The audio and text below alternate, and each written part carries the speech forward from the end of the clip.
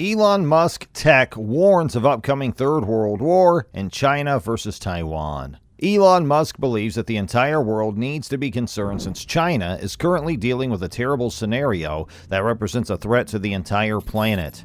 There is a threat to life and safety on our planet that nobody is talking about. In addition, according to Musk, the United States of America is on the edge of a massive disaster, and what China is currently going through will be 10 times worse for the United States.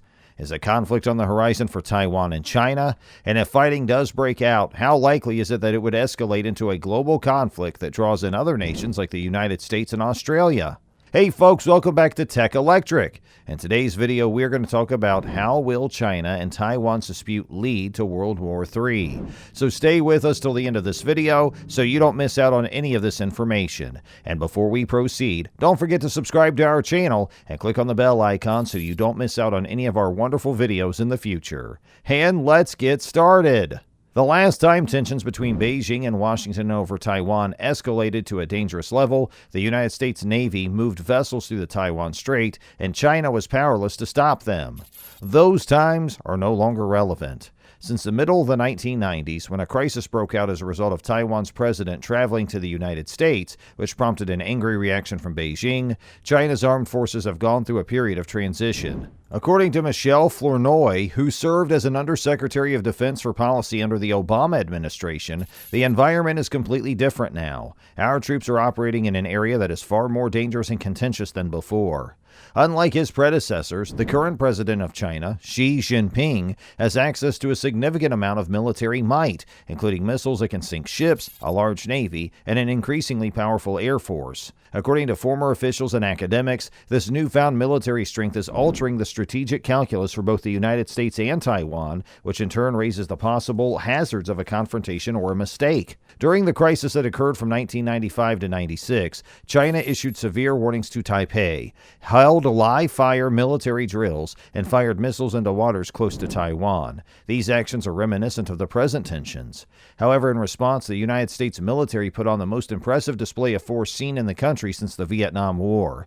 They dispatched a significant number of warships to the region, including not one but two groups of aircraft carriers. As the aircraft carrier Nimitz and several other battleships passed across the strait that divides China and Taiwan, they drove home the point that the United States had the superior military. William Perry, who served as defense secretary at the time, stated that China's capital city of Beijing should be aware that the United States is the country with the most powerful military in the Western Pacific. Former and current officials in the United States have stated that the Chinese People's Liberation Army, or PLA, back then was a low-tech, slow-moving force that was no match for the United States military.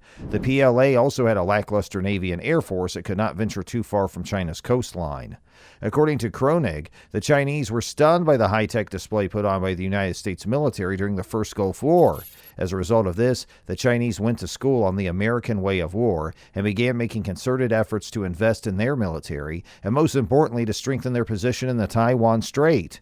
According to David Finkelstein, director of China and Indo-Pacific Security Affairs at CNA, an independent research institute, Beijing learned a number of lessons from the crisis that occurred in 1995 and 1996. One of these lessons was that it required satellite surveillance and other intelligence to spot adversaries over the horizon. Another lesson was that it required a blue water navy and air force that were capable of sailing and flying across the Western Pacific. Since 1995 and 1996, the People's Liberation Army Navy has achieved great advancements. The pace at which the PLA Navy has expanded its fleet and its capabilities are truly incredible. And of course, throughout the years 1995 and 1996, the PLA Air Force hardly ever flew over the water, said Finkelstein, who's now retired from the United States Army. The rapid ascent of China to the status of a military superpower has been referred to as a strategic earthquake by the chairman of the Joint Chiefs of Staff, General Mark Milley.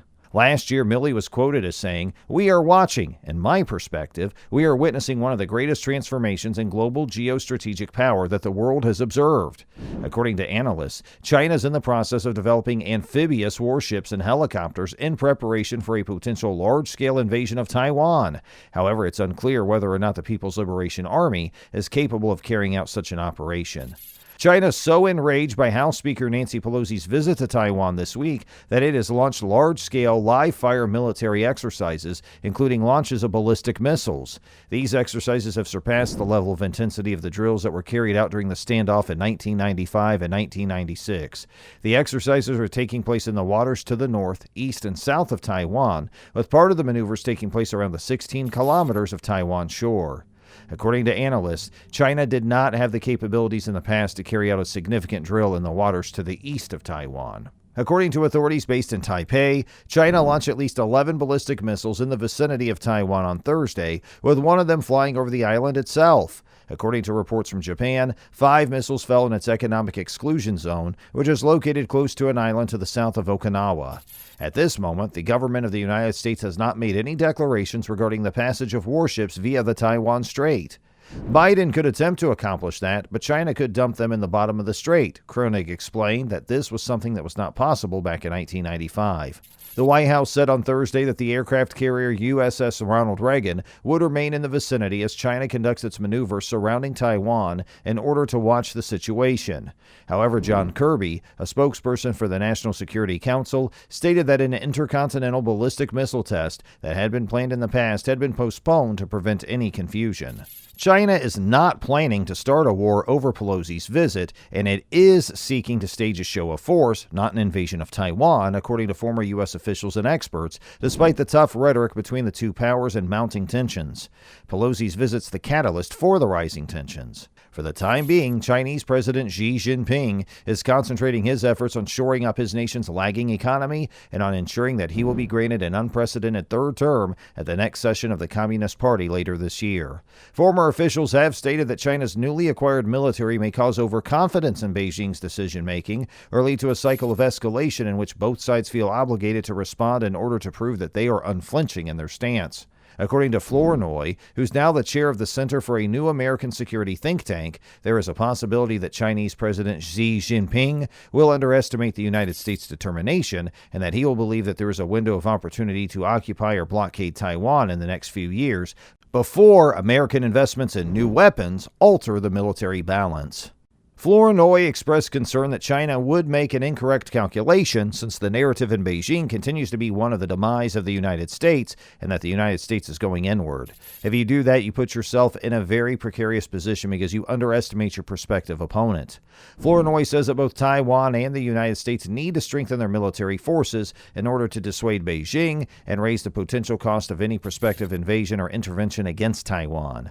This will prevent a scenario like this from occurring. The danger of miscalculation in Beijing, Taipei, and Washington is getting sky high, according to Finkelstein, who expressed his concern about an action-reaction chain of events that might lead to a confrontation that no one wants. He said this risk is growing sky high.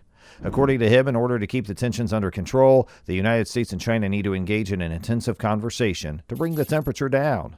And that's going to do it for today's video, guys. We sincerely hope you enjoyed it. If you did, please click on the like button and share it with your friends and family. And make sure you subscribe to our YouTube channel, too, to see even more of our incredible videos. We'll catch up in the next one. Thanks for watching.